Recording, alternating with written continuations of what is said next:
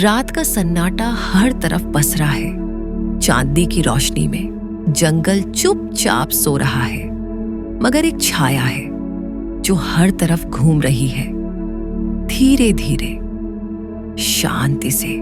उसकी चाल में एक गरिमा है, उसकी आंखों में सदियों का ज्ञान। वो इस जंगल का राजा नहीं, मगर उसकी आत्मा है। वो है हाथी। हाथी एक ऐसा प्राणी जो दिखने में शांत है, मगर उसके भीतर बसी है एक तूफानी दुनिया, जिसे न कोई समझता है, न कोई महसूस करता है। हर साल अफ्रीका और एशिया के जंगलों में एक नया जीवन जन्म लेता है, हाथी का बच्चा।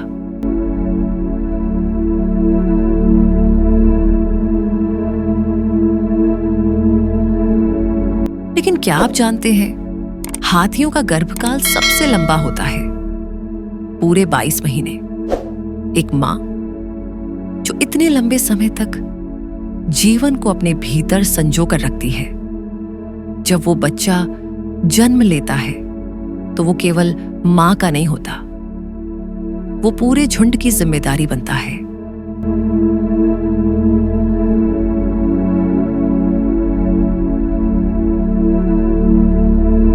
नन्हा हाथी अपनी मां की छाया में चलता है, गिरता है, उठता है।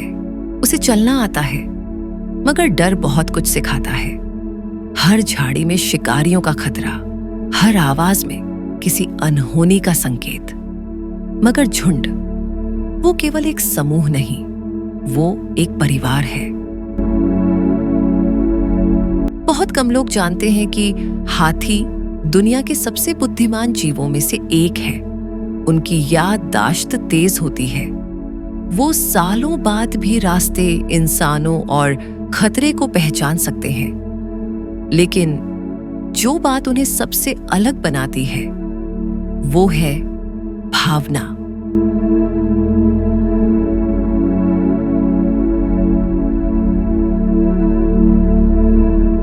जब कोई हाथी मरता है तो पूरा झुंड कुछ मिनटों तक शांत खड़ा रहता है, मानो वो शोक मना रहे हों। कभी कभी वो उस जगह बार बार लौटते हैं जहां उनका कोई अपना बिछड़ गया। क्या इंसानों से ज्यादा संवेदनशील हैं ये जीव? लेकिन इस सुकून भरी कहानी में एक कड़वी सच्चाई छुपी है। शिकार, हाथियों की हाथी दांतों के लिए की जा रही बेरहम हत्याएं। हर साल हजारों हाथी मारे जाते हैं, सिर्फ इंसानों की लालच की वजह से।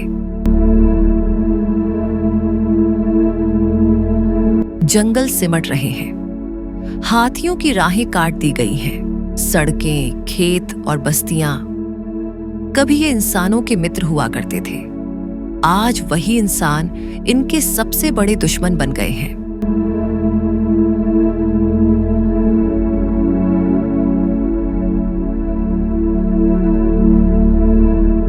दिन चढ़ रहा है, जंगल की नमी धूप में बदल रही है, पत्तियों पर पसीना है और हवा में बेचैनी। एक झुंड चला आ रहा है। बूढ़ी मादा हाथी सबसे आगे है, झुंड की नेता। पीछे हैं उसके बच्चे, किशोर हाथी और एक गर्भवती मादा।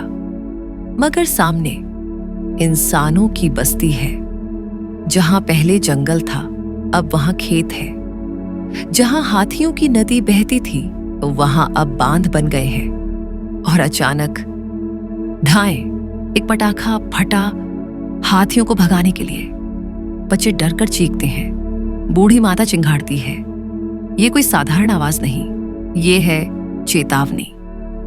हाथियों और इंसानों के बीच टकराव शुरू हो गया है। इंसानों को डर है कि हाथी उनकी फसलें रौंद देंगे।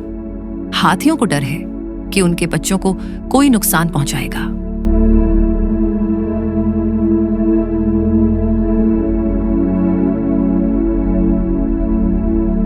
कौन गलत है, कौन सही? शायद कोई नहीं। झुंड को आगे बढ़ना होता है, हर साल सैकड़ों किलोमीटर की दूरी तय करते हैं हाथी, पुराने रास्तों पर जिन पर उनके पूर्वज चले थे।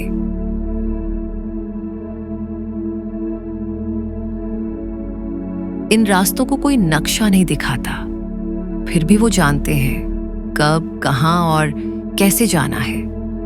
माइग्रेशन यह उनका वार्षिक धर्म है। पानी की तलाश में, हरियाली की तलाश में हर कदम पर खतरे हैं, मगर वो चलते हैं। एक मादा हाथी जो अपने नवजात को चलना सिखा रही है, कभी धीरे से सूंड से उसे उठाती है, कभी उसके सामने रुक जाती है। रुको, अभी सही नहीं है। ये दृश्य मानो मां बेटे का संवाद हो। इन्हें देखकर लगता है भावनाएं केवल इंसानों तक सीमित नहीं। हर साल हजारों हाथी मारे जाते हैं। क्यों? केवल हाथी दांत के लिए।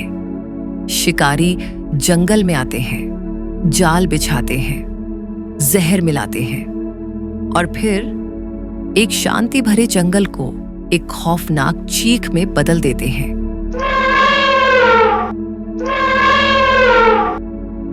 एक मादा हाथी अपने साथी को मरता देखती है।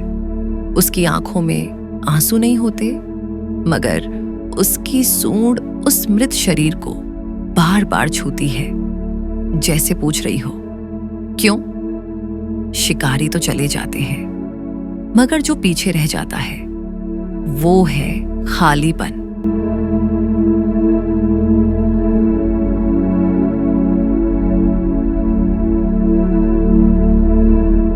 क्या हम उस प्राणी को मार रहे हैं जो हमें कभी कुछ नहीं कहता, मगर हमारे लिए जंगल को जीवित रखता है?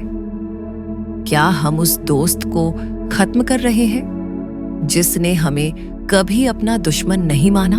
हर अंधेरे के बाद सवेरा आता है, हर तूफान के बाद एक ठंडी हवा बहती है और शायद हर विनाश के बाद जन्म लेती है उम्मीद। पिछले कुछ दशकों में कई ऐसे लोग सामने आए हैं जिन्होंने हाथियों को केवल जानवर नहीं बल्कि साथी, परिवार और कुदरत का हिस्सा माना।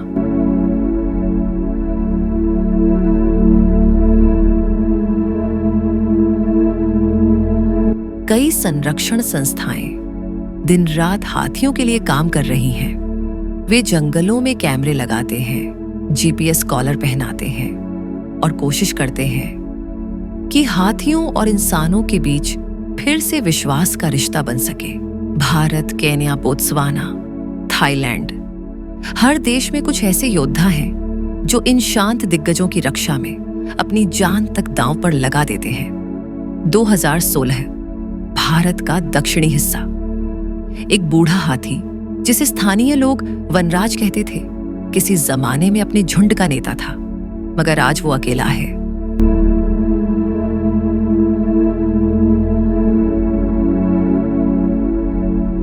शिकारी उसके परिवार को मार चुके हैं। वनराज जंगल में भटक रहा है, अकेला, थका हुआ, टूटा हुआ। एक दिन वह गांव के करीब पहुंच गया। गांव वाले डर गए। किसी ने पुलिस को बुलाया, किसी ने कैमरा निकाला, मगर फिर एक छोटा बच्चा बाहर निकला। उसके हाथ में था केला। बूढ़ा हाथी रुका। उसकी आंखों में डर नहीं था। वो जानता था ये लड़ाई नहीं है।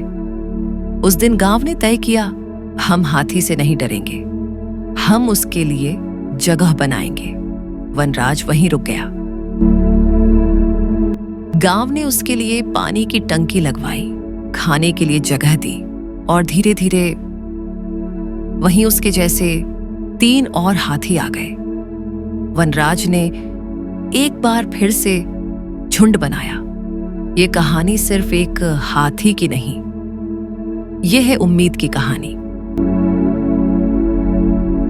हाथियों की सूंड सिर्फ चीजें उठाने का औजार नहीं है, ये उनकी संवेदना की नाड़ी है। जब कोई हाथी दर्द में होता है तो दूसरे हाथी उसे छूते हैं, सूंड से सहलाते हैं मानो कह रहे हों, मैं साथ हूं। 2018 एक हाथी ने अपने साथी के शव को 3 दिन तक नहीं छोड़ा।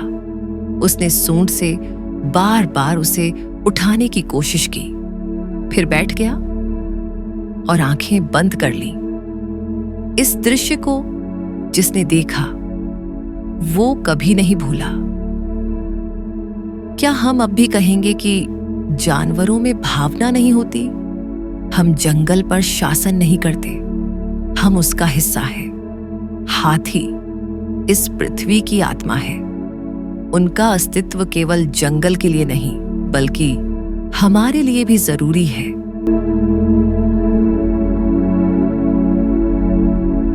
अगर वो नहीं बचे तो शायद हम भी ना बचें। हाथी जो शांत दिखते हैं मगर भीतर से योद्धा है, जो आवाज नहीं उठाते मगर हर दिन लड़ते हैं, जो हमसे कुछ नहीं मांगते सिवाय जिंदा रहने की जगह।